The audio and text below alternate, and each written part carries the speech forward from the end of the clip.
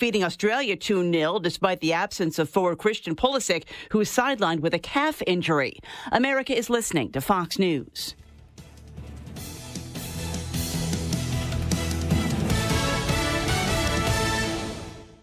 Please be advised, you may want to stop eating the following foods immediately: broccoli, kale, bean sprouts, blueberries, quinoa, spinach. Wait, what? I thought those were good for me. Turns out, not for everyone, because what's healthy for one person can cause inflammation for another. And the only way to really know what your body needs is to listen to it. Listen how? That's where Viome comes in. Viome is a simple, at-home gut health test that looks at your body's real-time biology using RNA to understand what's happening inside you right now. When your results come in, you'll learn exactly which foods to eat, which to avoid, and which supplements are right for you, all based on the world's largest RNA-based human biology database and thousands of clinical research studies. And many people who use Viome report more energy, better digestion, and a better mood within months. So stop guessing. Start knowing. Learn more at viome.com/gut. V as in Victor, IOME.com/GUT. And use coupon code GUTHEALTH50 to save $50 off your purchase. Good afternoon. I'm looking at an accident just happened. May have some injuries out here in Antioch, 24 westbound at Hickory Hollow Parkway. And boys, traffic backing up quickly. It's going to be backed up into Rutherford County here in a few minutes, I'm sure. 24 west Hickory Hollow Parkway on an accident just happened. Slow to the north at times. 65 north just trying to get up into Goodlettsville. Lots of radar up through Sumner County, north of Nashville this afternoon. Don't let a slipping transmission make things worse on your car or truck. Having transmission problems, come to Amco Transmissions, Nolensville Pike. I'm Commander Chuck. You're on time traffic. Premier 6 Theater on Broad in Jackson Heights. Let's all go to the movies. Check out what's showing at MurfreesboroMovies.com. Popcorn popped fresh daily. Movies at the good old premises. Premier 6 on Broad in Jackson Heights. Rutherford weather. Partly cloudy tonight with lows around 61. Sunshine mixed with clouds at times, with fog early tomorrow, highs level off around 89. I'm WGNS meteorologist Derek Height, currently 82. We do it your way at Sir Pizza. Your favorites can now be ordered online at sirpizzatn.com. Carryout and delivery are available. Just go to sirpizzatn.com and tap the location closest to you. We're the Good Neighbor Network, FM 101.9 and AM 1450 Murfreesboro, FM 100.5 Smyrna, audio and video streaming at WGNSradio.com. This is the Blue Raider Podcast on WGNS, presented by Gold's Gym of Tennessee. It's your all-access pass to everything Middle Tennessee sports. Game recaps, player spotlights, and the latest from the heart of Blue Raider Nation. Now, here's your host, Jake Bolden. Welcome back to another episode of the Blue Raider Podcast presented by Gold's Gym of Tennessee. Today's episode, we got a lot of topics to go over. Also, we're debuting the G5 Hive preseason preview that we did this last week, so we'll be recapping a lot of that. We'll even go back and dive a little bit more into transfer portal news from the basketball side. And, of course, there was even an announcement this last week of some more renovations coming to Floyd Stadium at the end of this season. So we got so much to talk about in today's episode. I'm happy you joined along. But before we get into it, we've got to thank our presenting sponsor, Gold's Gym of Tennessee. Right now, they've got a new month-to-month pricing that's available online only with no additional fees. Their Gold membership is just $25 bi-weekly with a $40 enrollment, or you can upgrade to the family plan for you and your significant other at $45 bi-weekly with only a $20 enrollment. That membership is going to give you access to all 16 Gold's Gym locations across Tennessee, along with group exercise classes and childcare. Again, all that's included with no hidden cost. So visit Gold's Gym of Tennessee online at goldsgym.com to find a location and learn more. And if you're tuned into today's episode, thanks again for doing so. But if you're not already following us on our social media outlets at Blue Raider Pod, we're on X, Instagram, Facebook, TikTok, and of course our live stream today over on YouTube at Blue Raider Podcast. Make sure you subscribe so you don't miss another one of our Friday uploads. And super excited about today's episode because of all the topics that are at hand. Unfortunately, today is going to be a pre-recorded episode, so we're not able to take your phone calls, but we look forward to having your interactions through our live chat today. and of course, anything over on social media. But I wanted to kick it off today by highlighting that we did have our interview with our friends over at the G5 Hive. If you're not familiar with them, the Blue Raider podcast, we've been doing this for 3 years. We've actually been partnered with the College Huddle Football Fan Group, which is a conglomerate of a bunch of FBS schools and podcasts that are friend-driven. And so we have a whole network of people, and a part of that network is the G5 Hive. And they do specialize, as it sounds, in the group of five, which isn't necessarily a term we use anymore, but it rhymed back whenever they made it, so they've stuck with the name G5 Hive. Well, every single season or preseason, they do what they call the Worker Bees series, where they go over all of the group of five schools one by one. I think it's an insane amount of teams that they have to cover over the short preseason time period from the end of spring camp to when the season kicks off in the late August, early September. So a lot of props goes out to the two guys over at the G5 Hive. They have me on every single offseason, at least for the last 3 years, to preview the Blue Raiders season. So I was excited to do that for them this year. A couple weeks ago on our own show, I took some of those notes, brought them to you. But if you want to see that full interview that I did with them at the G5 Hive, you can go to their YouTube page. That's G5 Hive, the letter G, the number 5, space Hive. And you can watch that full interview. And of course, if you're a big G5 football fan, that's the site you need to be at to watch or get your update on any preseason information on any school that's in the group of five. I'm using quotations around the group of five, of course, but they have it all. And I love them as a great resource, specifically for Conference USA, but this year's a great year because you've got non-conference games against Marshall, non-conference game against Nevada. These guys find someone, even if they don't have a fan-driven podcast, they find someone from these universities that obviously can speak to those football programs and get you everything you need to know about them. So, that came out this week, actually yesterday morning, the 18th. And so today, I went back and actually listened to bits and pieces of it and took some notes out of it. And I thought a lot of it was...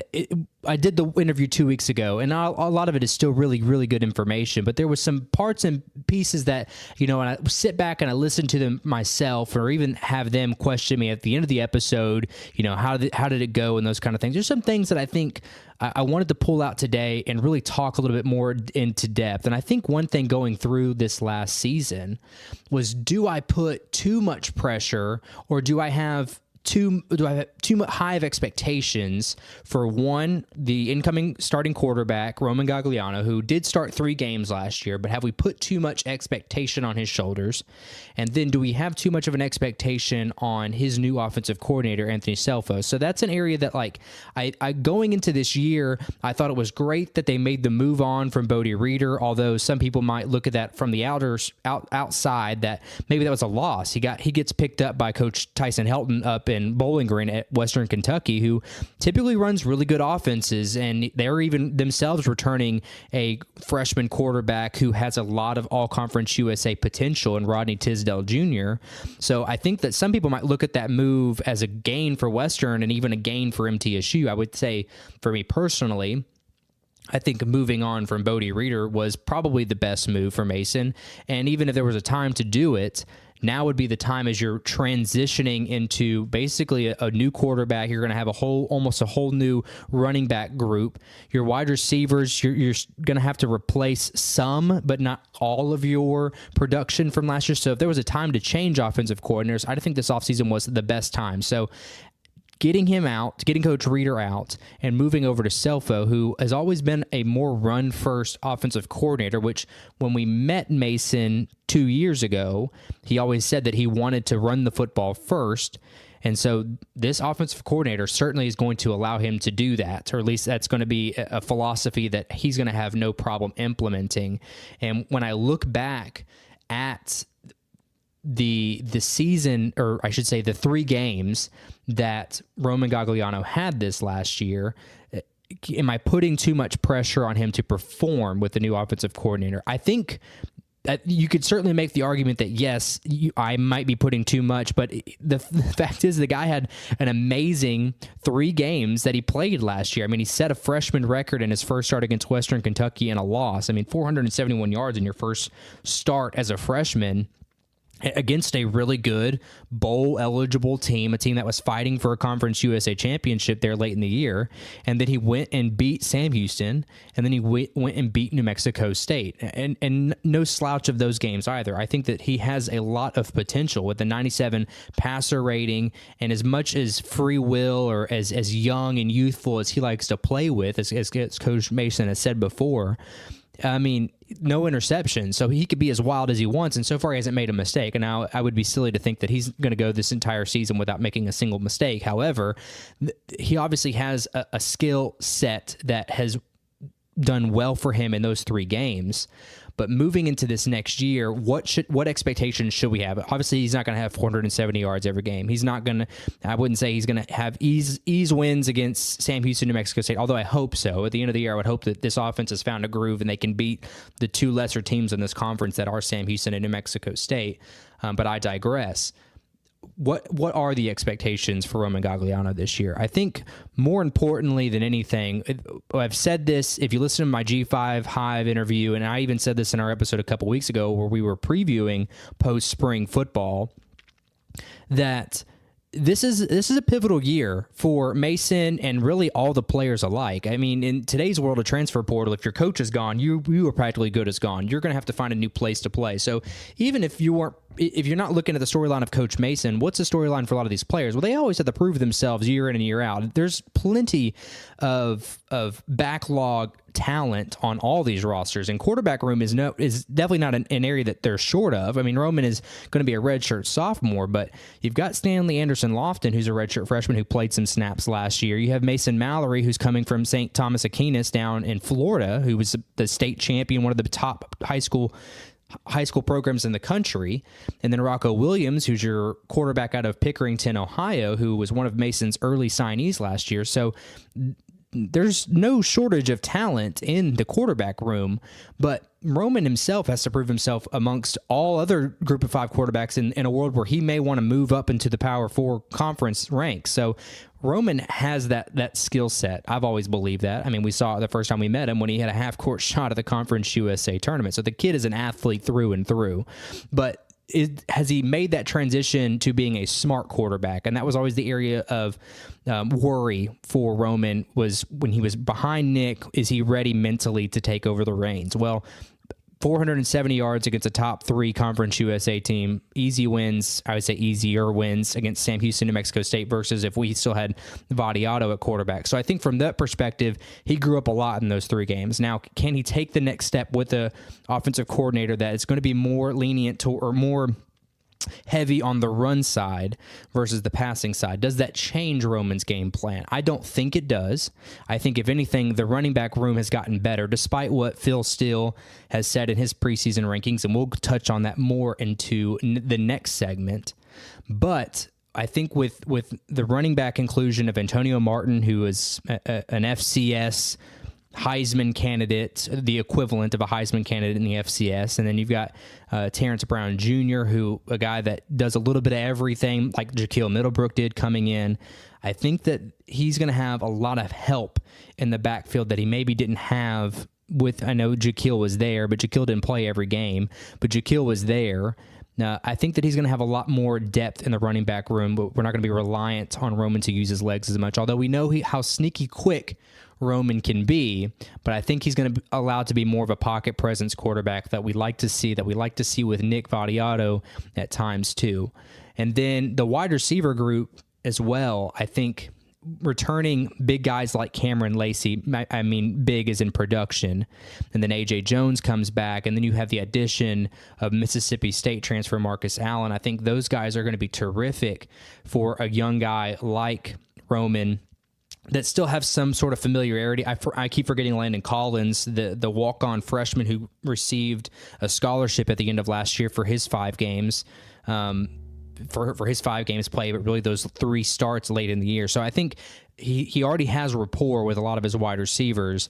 I think he's going to get a big boost in the running back room. The only area that is a question mark is the tight end room. But the reason the tight end, we always held so much weight into the tight end room. 2 years ago, you had Holden Willis, who was going to have had pro potential. And then you have Hunter Tipton on the team last year, who is transferred out. So you no longer have the receiving tight end on roster. But as I said, with the change in offensive coordinator with Anthony Selfo, you don't have that type of scheme that relies heavily on a receiving tight end. So I think that even with the loss in that room particularly, I don't know that that's going to hinder Roman as much as maybe, again, in that interview with the G5 Hive, I might have made it out to be. I don't know that that's going to be an area that is of concern because of the depth they have at running back and because of the returning production that they have with the wide receiver group. So back to putting the expectations on Roman Gagliano this year. I think it's hard to say that if this team is going to do well, they will do it in spite of the quarterback play. We saw that last year. I think Nick, the numbers, again, from someone that didn't watch any football, Nick was a fine quarterback for Conference USA. He was a fine quarterback. I mean, he could have gotten to 6 wins with another team, maybe. But I don't know that this team will do particularly well in spite of their quarterback play. They need the quarterback play to be a 6-win football team. They've got to have a top half Conference USA quarterback going into this next year. I don't think that you have any way around it that you could save the season in a world where, in my opinion, I think if Roman goes down early or if Roman has a lot of interceptions early on in this season, I think that this team could be a tailspin south. So I want to put a lot of expectations onto Roman, but I would say that if the season goes wrong, it may not necessarily be Roman's fault, much like I would say last season wasn't Nick Vadiato's fault. But the team will not excel if Roman does not have the season that I, and maybe a lot of people, are expecting him to have. He has to have a 3,000-yard season. He's going to have to get 500 yards with his legs. He's going to have to limit the turnover numbers that we saw really get in trouble for Nick middle of last season. He's got to have that type of year if this team wants to get to 6 wins and maybe even take the next step into being in the Conference USA Championship. And again, that's a high expectation for a redshirt sophomore quarterback. But when you're looking at how pivotal this year is for Coach Mason and the staff, as well as what it could be for Roman in the event that their coaching staff changes are made at the end of the season, this is a big year because guys like Roman, who are redshirt sophomores transitioning into junior year, you can get swept under a rug. In a coaching change, hitting portal, a lot can get missed. And so I think for Roman, he's put a lot of high expectations on himself, not only to be a good quarterback, but to be a good leader for this team because he is the second oldest in the quarterback room, but by far the most experienced in the quarterback room. So he's going to have to take that next step as a leader and, of course, being on the field to produce not only for himself, but more importantly for the team and for Coach Mason going into year 3. But when we get back, I already alluded to the Phil Steele preseason unit rankings. We're going to break down a little bit more in that and where the Blue Raiders stand in the rest of Conference USA. We'll be back after this break. You're listening to the Blue Raider podcast presented by Gold's Gym of Tennessee. Jennings & Ayers Funeral Home has served Murfreesboro families with compassion and care since 1880. As a family-owned funeral home, we're committed to honoring every life with dignity through traditional services, cremation options, and pre-planning that gives you peace of mind. For over 140 years, we've been here when it matters most. Visit JenningsandAyers.com. Jennings & Ayers Funeral Home, honoring life and comforting families since 1880. Think the customers know I raise these eggs myself? They do now. That hen's been louder than your radio. See you at the Rutherford County Farmers Market, 315 John R. Rice Boulevard. Friday, 8 to noon. Tuesday, 7 to noon or 2 to 7. Meet the hens behind the eggs. If someone asked, what's your more? Would you be surprised? Well, at First Bank, knowing your more is where we start. Whether it's seeing your kid's college graduation, seeing the world, or seeing the ocean from your patio, your more helps us see who you are. That's why First Bank offers you more time, more access to local lenders and leaders, more answers, and more products.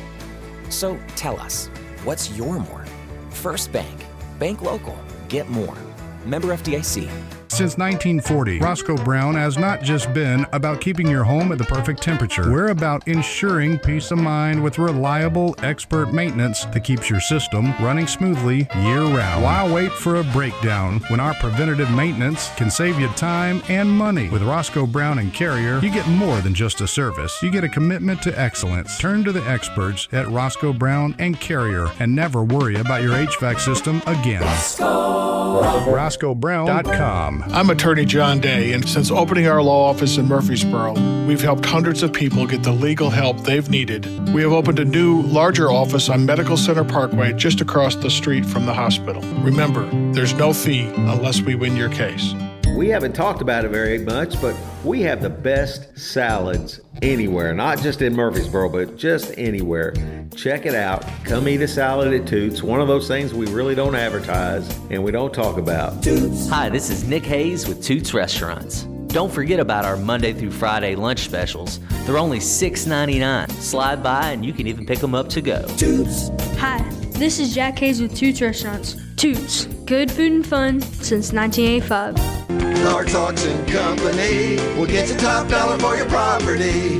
Auctions are easy, fast, and profitable. Whether you're buying or selling a home or commercial property, the auction is just so much easier, quicker, smoother. My wife and I sold our personal home. Parks Auction helped us with that. The house brought about 20% more than we were going to ask for. Visit parksauction.com. Clark's Auction Company will get you top dollar for your property. Clark's Auction Company, committed to auction excellence. Sold it to you, 27.5. Good afternoon. I'm looking at an accident just happened. May have some injuries out here in Antioch, 24 westbound at Hickory Hollow Parkway, and boys, traffic backing up quickly. It's going to be backed up into Rutherford County here in a few minutes, I'm sure. 24 west Hickory Hollow Parkway on an accident just happened. Slow to the north at times. 65 north just trying to get up into Goodlettsville. Lots of radar up through Sumner County north of Nashville this afternoon. Don't let a slipping transmission make things worse on your car and truck. Having transmission problems, come to Amco Transmissions, Nolensville Pike. I'm Commander Chuck. You're on time traffic.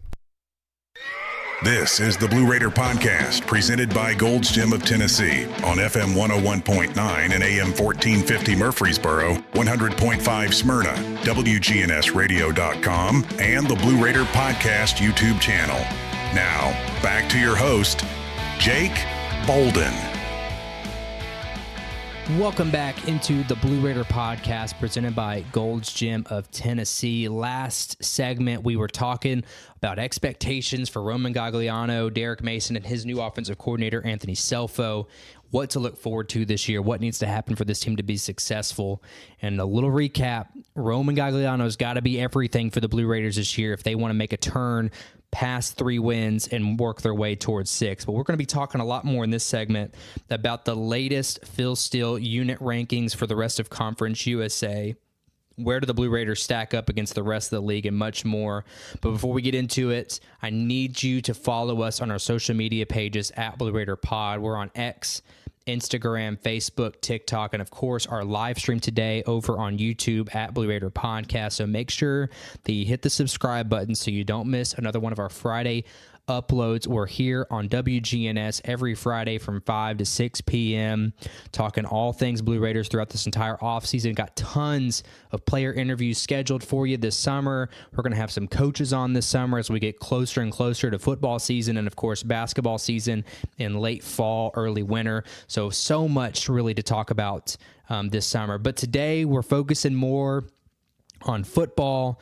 This last week, yesterday, in fact, they released my interview with the G5 Hive, our friends over in the College Huddle fan conglomerate podcasting group. There, we previewed everything you need to know about MTSU football. So if you are done with today's episode, I highly encourage you to head over to their YouTube at G5. That's the letter G, the number 5, space Hive, Hive, and watch our preseason preview. And, of course, catch anything G5 related for their preseason football uploads with all of our teammates over at the College Huddle. Now, Phil Steele, who has always been, I guess, revered as the best best college football preseason magazine that you can buy off the shelf. I'm sure you can buy. I normally pick mine up at Books A Million, but every season I pick it up because it is full of information, more information than you ever really need. And to be fair, as skeptical as I always am of massive previews that these types of magazines put out, like, Lindsay's and Sporting News, Athlon Sports does one. I mean, a lot of these outlets do one, but I've always revered Phil Steele as the best, and I've always been skeptical, particularly because I am a bit of a homer for MTSU, and last year, Phil Steele picked MTSU to be bottom of Conference USA, which I always thought, going into last year, I thought that was hard to believe, but truthfully, he was right. And so moving into this year, how much weight does Phil Steele hold to the Blue Raider faithful about this upcoming season? Well, the unit rankings is always unique in how he does them.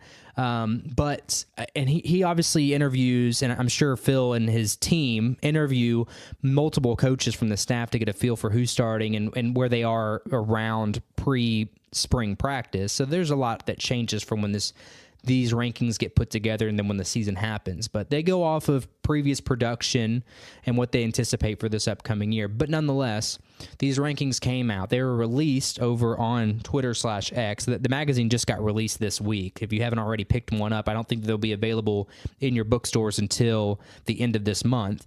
But if you're a VIP member and pre-ordered one, you can get one pretty quickly. But nonetheless, they were released on Twitter/X from an AJ Howard, who is one of our friends over from Kennesaw State, who tweets stuff throughout the year. But he actually uploaded a graphic of the unit rankings from Phil Steele. And we're taking a look at where the Blue Raiders land on this. And two units were picked as the top in Conference USA this year. And I was surprised by one, and I wasn't surprised by the other one. The one that I'm not surprised by is the special teams unit. You are bringing in a D3 All-American as your place kicker.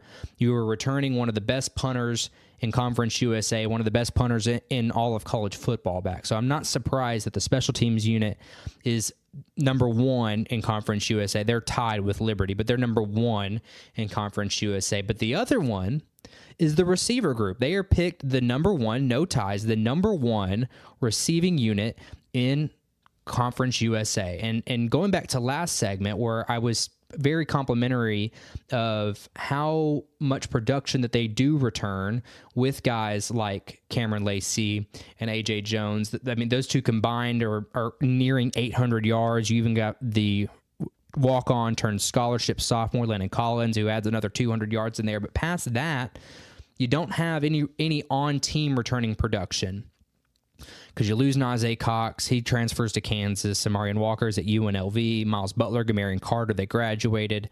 So the only other guys that they bring in that have playing experience is going to be the graduate transfer from Mississippi State, Marcus Allen, and then the redshirt senior transfer from Hogan Wasson from Central Missouri, who was an All-American at the Division II level. So I would assume the addition of Marcus Allen and Hogan Wasson is what puts this team over the edge in terms of making them the number one Conference USA receiving group. The only other name that we missed was Tyree Patterson, who, again, I brought up in the G5 High, was injured last year. Going into last year was actually supposed to be a big part of this offense, and then went down with a knee injury in early spring practice and then couldn't play. So they redshirted him last year. So going into this year, he'll be a redshirt junior, coming to MTSU by transfer of Central Florida, again, a year ago. But he hasn't had any snaps with this team in his year and a half that he's been here. So that's another name that I think when you're talking about guys that could potentially be a breakout or someone that has been fallen off of our own mental depth charts, he's someone that could certainly slide in there. So this receiver group of Lacey, Jones, Collins, Marcus Allen, Tyree Patterson, Hogan Wasson, that's six guys that you can call on at any moment that can make a big play, that have great hands, that I think, again, only supports how good this offense could be with the quarterback play. And to add on to that, segue into the next unit ranking for Conference USA, they have the quarterback unit, quote-unquote unit, third for MTSU in all of Conference USA. They've got Caden Creel at Jack State, Minicucci from Delaware as a tie for number one, but they have three tied in third place: Liberty, Western Kentucky, and MTSU. Now, Western Kentucky returns Rodney Tisdale, who we touched on last segment, as a redshirt sophomore going in this year a true sophomore who had an exceptional season stepping in after injury last year, who shows a lot of promise up there in Bowling Green.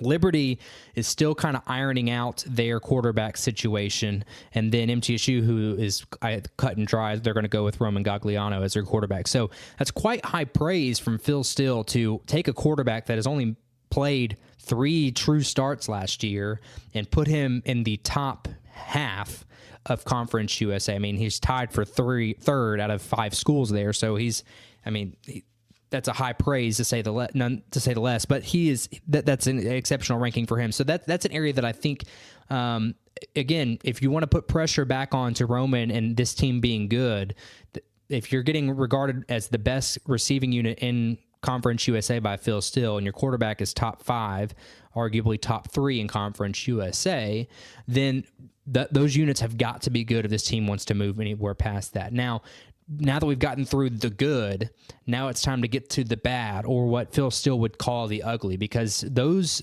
4 units, special teams, receivers, quarterback, and then I didn't touch on defensive line. Defensive line is also top 3 in Conference USA. Those are your 4 units that are in the top 3 of Conference USA in their respective unit rankings. Everything else is below half, even below the bottom quarter of Conference USA. The offensive line, your linebackers, and your defensive backs are all rated 8th in Conference USA. Offensive line, I think when you're looking from Phil Steele perspective, you have very little experience. You have good size, but you have very little experience being played. Same could be said for your linebacker positions. Your linebackers, you have experience on the outside edge. Your interior guys are coming from smaller divisions. So how does that transfer over to the Conference USA? And again, relative to Conference USA as a whole, you've got groups that retain a lot in those areas, like Delaware, like Kennesaw State, like Jacksonville State, who have phenomenal linebacker groups that have shown that they can perform at this level. And then lastly, defensive back, an entirely new group. The only players you return on the defensive backs is your deep secondary at safety and free safety, and those were freshmen who got filled in the last half of the season last year just from injuries.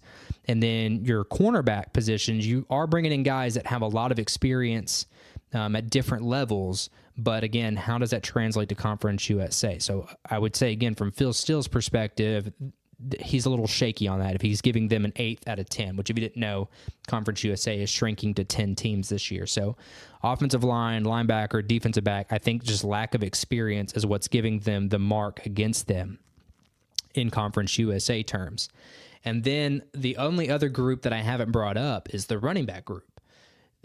Phil Steele gave that group a 7th. They're ranked 7th out of the 10 Conference USA schools, tied with New Mexico State. And that one I thought was more troubling or more concerning than anything, because I thought even with the lack of experience or this group is pretty darn good. I was very complimentary of them in our last segment, because you have Antonio Martin, who is mostly known for his year with Coach Selfo down at Southeastern Louisiana, where he rushed for 1,200 yards and 11 touchdowns. It was an all-Southland Conference running back, or all Southland Conference first-team running back, and he even was up for the Heisman equivalent for FCS football in his junior season with Coach Selfo. So that one was a little concerning, because I think a guy like that can prove himself right. I'm not saying that he's going to be the next big thing out of Conference USA, but he certainly has the pedigree to show that he's capable of doing it. I mean, he was transferring in from Kansas State last year, who only played 5 games and seldom snaps, but the Big 12 is not Conference USA. So I think Antonio Martin Jr. is going to have an opportunity to ball out this year for Coach Selfo and staff. And then the other guy is Terrence Brown Jr., who I was complimentary of in our episode with the G5 Hive. He's a transfer in from a lower division, Saginaw Valley State, who was your all-around receiver / running back type of guy who could do a little bit of everything.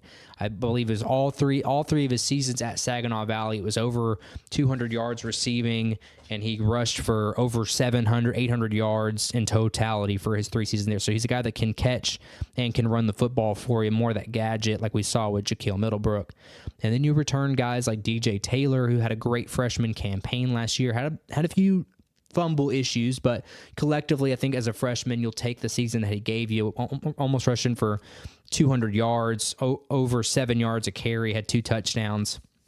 And then Austin Clemens, who has been fighting some injuries early on. They've also been trying to rest him because he has had a relatively older running back group in front of him for the last 2 years. So this might be a year where AC kind of takes that next step and works himself into the rotation, fighting it out with DJ Taylor, Terrence Brown alike. And then I think past that, it's just a young running back group beyond that, because your only seniors are Antonio Martin Jr., Terrence Brown. So there's a lot of fighting for who's going to be that RB3 between DJ Taylor and Austin Clemens. I think is the top of that list just because of their playing experience. But back to our topic of Phil Still's unit rankings, that this is evidently the 7th ranked running back group in Conference USA. I find it hard to believe, personally. I think that this group has so much talent, and given how good the quarterback play is, they may not have to lean as heavily on running back, but I know I'm kind of been wishy-washy on that topic, because I think Selfa's a run-first offensive coordinator, so they need to be good despite the quarterback. But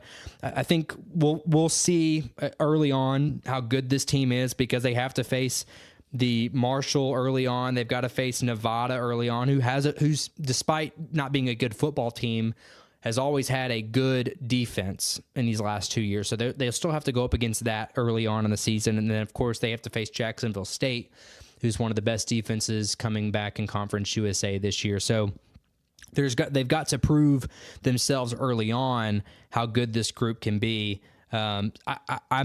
I'm a little shocked, but I would say, like I said last year, I was stunned that MTSU was picked to finish last in Conference USA, and unfortunately, they proved Phil Still right that they were one of the last teams in Conference USA, despite getting some 2 late season wins that they had to get even just to be where they were. So,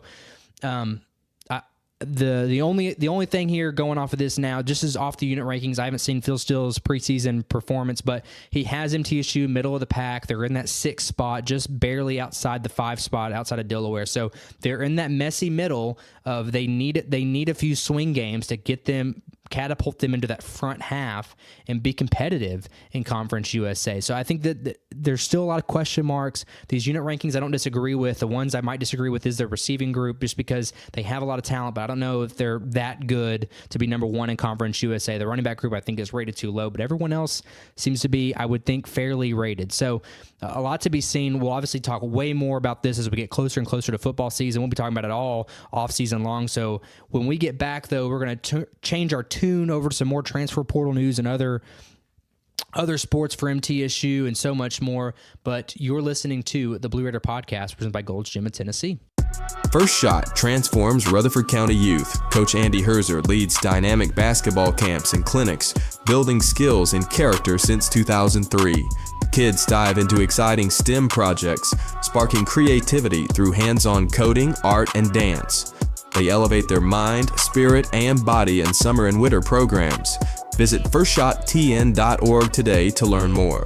First Shot, where kids gain, elevate, and develop.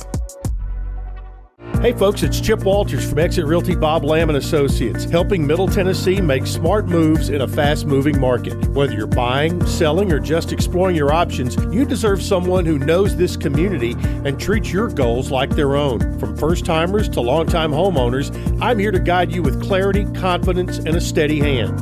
When you're ready to make the next move, start with someone you trust. Visit ChooseChip.net and let's make your 2026 move the right move. Whether you need general vehicle upkeep and maintenance or a complete vehicle overhaul, Hall's Auto Care is here for you. We're locally owned and operated by Greg Hall and have been in business since 2014. You'll get excellent service and trustworthy advice with Hall's Auto Care. A+ rated with the Better Business Bureau. We're ready to help get you safely on the road. Hall's Auto Care, 907 Ridgely Road, just off Broad Street behind Chili's.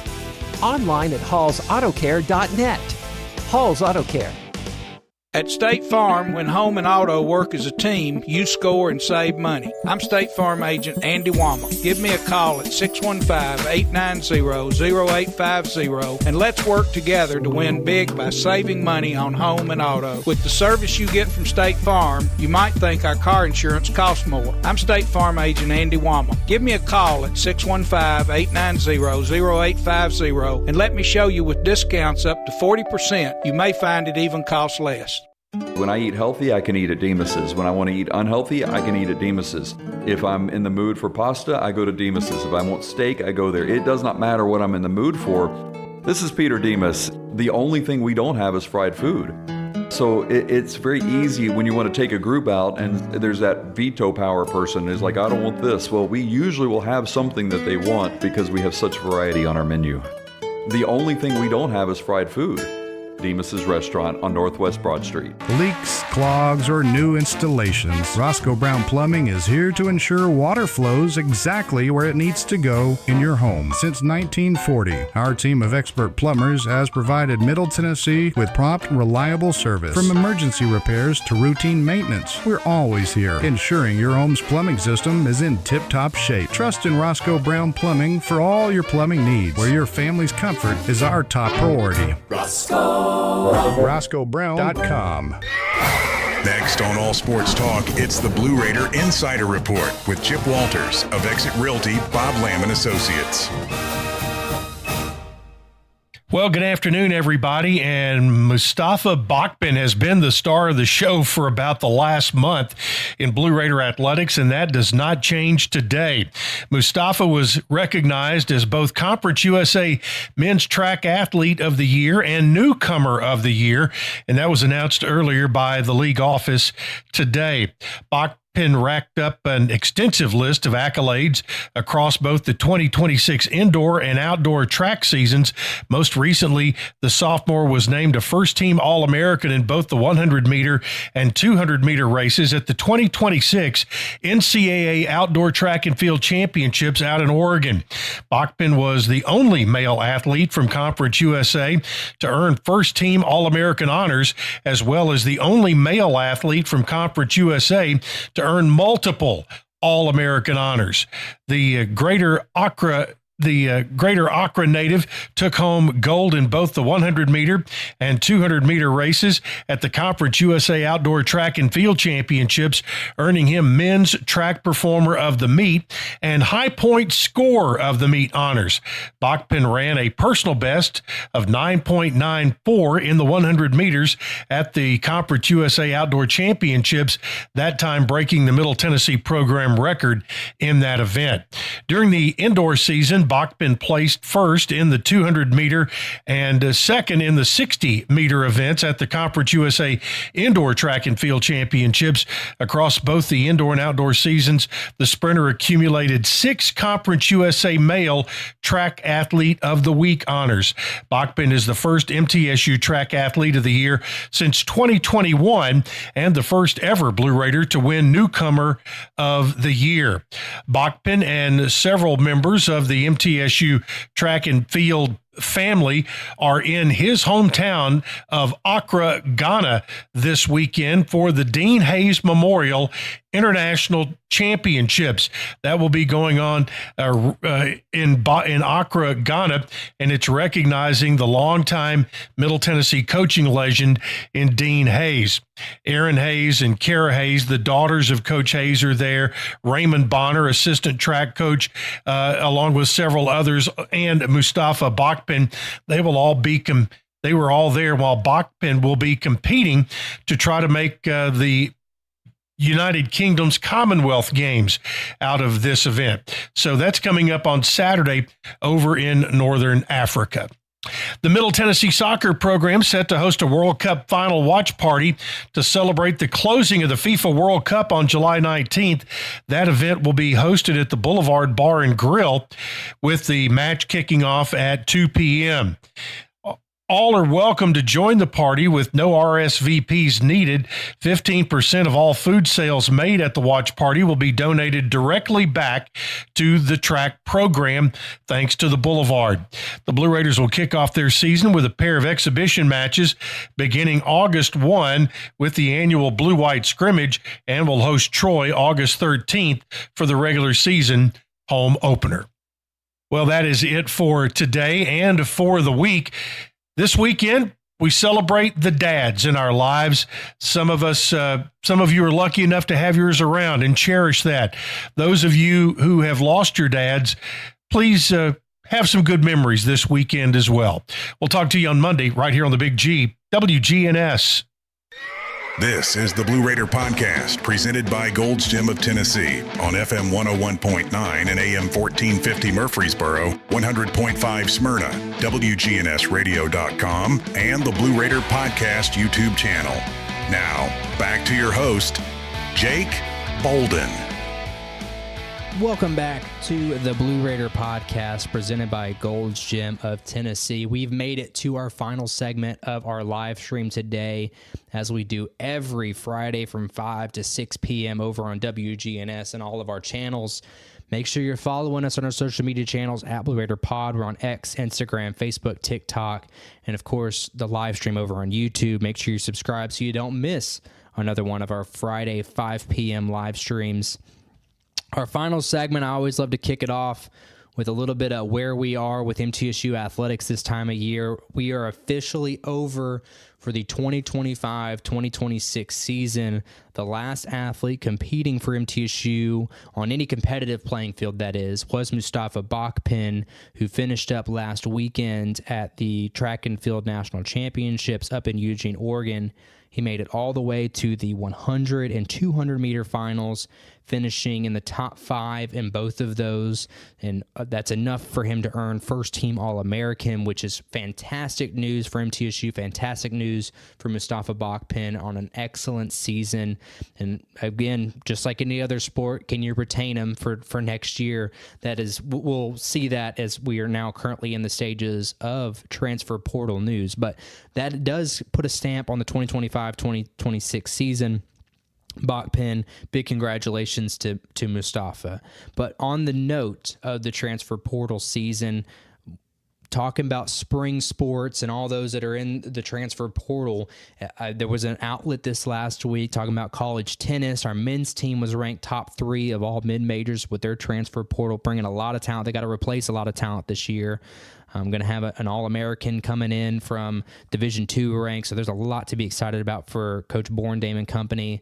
On the diamond baseball, no news in terms of the Blue Raiders baseball team. They did have their signees or their commitments 2 weeks ago with the Merrimack middle infielders Brooks Craig and Matt DeShiro. And then you also had the Sam Winsett, who's a sophomore infielder from Delaware who can play the corners. Those are the only 3 signees we've had so far. I guess in news of those transferring out, your redshirt sophomore outfielder and 2025 Conference USA All-Freshman Brett Rogers committed this last week to Murray State. I think a big surprise for me personally, a guy that I think has a lot of talent. He's young. Murray State coming off of their conference, or their college World Series trip 2 seasons ago. It's no slouch of a program, but I thought it was unique. I don't know that Missouri State is a step up, quote unquote, for Middle Tennessee. I know they've had a great year 2 years ago, but is that technically a step up from MTSU? I don't know. I like to argue that I think there's a lot of history and there is a hierarchy to where MTSU has been over the last couple of years, but nonetheless, I believe it's Rogers has a greater appreciation for the younger staff that they have at Murray State, which is why he might have opted to go there. But that's the latest news. You still got Lane Akers is still in the portal. I haven't heard of his landing destination. Matthew Porches, Calvin Cook, Kenny McKinley, some guys that have a little bit less production, but Lane Akers still out there in the portal, and he was a CUSA All-Freshman selection this last year. But here's your update there for baseball. And then for softball, I don't have as much in tune with the softball program as I do for a lot of the other major sports, but it is of note that Macy Harder and Jana Want are both in the portal. Macy Harder and Jana Wan actually were both Conference USA All-Freshman selections 2 years ago, and they both were second-team Conference USA selections this year. Huge losses. Macy Harder, outfielder. Jana Want is left side of the infielder for the softball program. Macy Harder has committed to Oklahoma, which is huge news. Obviously, we all know how good Oklahoma is in the landscape of women's college softball. Jana Want, however, to my knowledge, is still in the portal. But those are two huge losses for a softball program that had a really down year this year. And also of note, too, they did promote, I guess promote isn't the word, they hired Ansley Blevins, who just graduated, who was a catcher for Coach Breeden and the softball team for the last 3 years, but she was just hired as an assistant coach for the softball team. So, like I said, I don't know if promotion is the right word because she's not moving up from anything per se, but she is coming from the player position to a coaching role. So that's a nice addition, someone kind of keeping it in the family. But a big year for softball because they didn't have the year that they thought they would have. They are going to retain some pitching. I'm assuming, again, I haven't been able to keep tabs necessarily on what their transfer portal looks like, but losing Macy Harder and Jana Want, they're going to basically be starting from scratch, particularly from the batter's box. And then, of course, Ansley Blevins graduating as well. So other topics of discussion, I always love to reserve this last segment for what's going on around Conference USA. I know the last two segments we were talking all things football, recapping our interview with the G5 Hive where we previewed this upcoming season. Again, if you want to listen to that interview, go to YouTube at G5 Hive, the letter G, the number 5, Hive, Hive. Find MTSU, the Blue Raider podcast. We will have our full post-spring season preseason preview. I know it's a mouthful where we're talking all things post-spring for the Blue Raider football program, but talking that topic of Conference USA, it was talked about how Delaware, one, they had a great retention this year for their football team, one of the highest in all of college football, but how much money that they pulled in from the NCAA football game in terms of royalties. Well, the big news going out was that they had made $12 million towards their NIL fund strictly off of the earnings from teams using them in the game for their road to glory. So if you're not familiar with the game, you play a video game, you pick the school that you want to be the coach of, and by doing so, that team earns royalties in their online game, and then I guess EA Sports keeps tabs on that to some degree of how often teams are used, and then they take those royalties and they divvy them up based on how much these teams are used. So Delaware was one of the top used teams in this road to glory mode. So therefore they had a bunch of royalties paid out for all the athletes' names that were used because people were using Delaware. Well, I guess the big reason people were using Delaware, one, they're a new school, and a lot of people like the challenge of starting with a new school as starting with a big school. And I guess it was just an easy starting spot because you can really start from ground zero. Well, it was debunked. They didn't make $12 million. However, they did make $200,000. Now, it's not $12 million, but to think that, if you can exercise this avenue of promoting your school for a video game, and the amount of uses that your team gets in a video game does equate to $200,000 in royalty payments, I would think that would be an area that I would love to see MTSU really push and see what they can do in that space. I'm not saying that everything has to have an ROI. I can see that perspective from the athletic department. But if little old Delaware up in Newark, Delaware, was able to bring in an extra $250,000 that they could then flip and use in their NIL budget, I mean, $200,000, you could buy yourself a pretty decent offensive line in the landscape of Group of Five. But $200,000 just from promoting your team to be played in a video game, I think is well worth at least exploring. And I know that there was some chatter last year about some famous YouTubers wanting to use a certain school for the upcoming year to make them in their road to glory, and MTSU was in the running for one of those big YouTubers. They ultimately didn't make it, but I would really love to see MTSU kind of lean into that monster a little bit, and because if you can pull out some money there in royalties, I think that only is going to help with your NIL budget moving forward to years to come.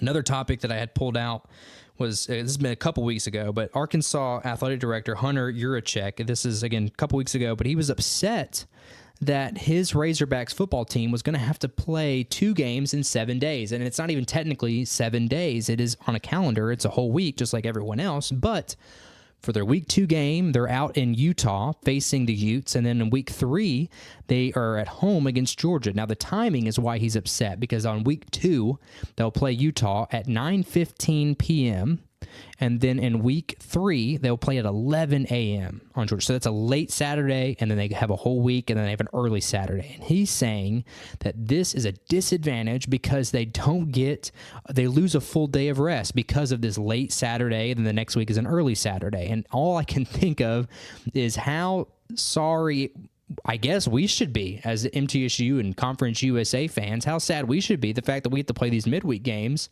and we have at times 5-day turnarounds, not even 7 days. I mean, the AD at Arkansas is complaining about a 7-day turnaround. I mean, Coach Mason and staff had a 5-day turnaround this last year. Luckily, this year, the midweek schedule actually works out in their favor because all of their midweeks are 8 days apart. But there are some teams in this conference that don't get that.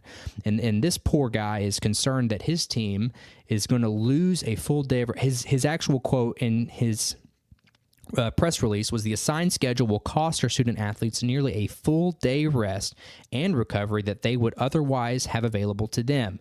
This is not simply a competitive disadvantage, it's a genuine welfare issue for the young men who represent our program and contribute greatly to the bottom line of our television partners. I think I laugh, obviously, as an MTSU fan, but because who is he to say that it's a competitive disadvantage but a genuine welfare issue? No one ever threw any bones about it when MTSU had to do it. No one cares when Kennesaw State does it, but when Arkansas has a 7-day turnover and they have a late Saturday to an early morning Saturday in the next week, their players have a welfare issue. I think that is hysterical. But to say that that this is the state of college athletics, that we're concerned about these kind of things, I do think it is ironic, because at the same time, these Arkansas AD, he wouldn't offer any sort of health benefits to these athletes. I'm not saying that that's what they need, but you're concerned about welfare and the amount of money and the type of product you're putting on the field. And 1 day rest, you're not losing 1 day rest. You're losing maybe a couple hours at most. These athletes, they're at the prime of their lives. They can recover in 7 days. They can recover in 6 days. And if you're Conference USA, you better recover in 5 days. But I rest my case. I think that was an area that I thought was funny. That's brought up from the P4s. That would obviously relates back to where we are in Conference USA. But that'll do it for our episode today. Thanks so much for tuning in to another episode of the Blue Raider Podcast, presented by Gold's Gym of Tennessee. Remember to follow us on our social media at Blue Raider Pod. We're on X, Instagram, Facebook, and TikTok. And if you're tuned into our live stream on YouTube, make sure you subscribe so you don't miss another one of our weekly Friday uploads. Thanks to my producer, Jackson Smith. You're listening to the Blue Raider Podcast, presented by Gold's Gym of Tennessee. You know, everyone has a more. First, it's a pony, then to be on the cheer squad.